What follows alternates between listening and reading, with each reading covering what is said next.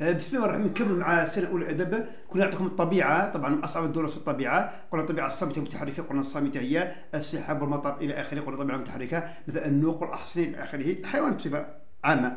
إذا من الشعراء الكفر الذين وصفوا الطبيعة وصفا قاتما، الطبيعة الجاهلية سويد بن أبي كاهل، المرقش، عبيد الأبرص كما درسنا من النص، المهلهل بن ربيعة، الأعشى، ونبغ ذبياني.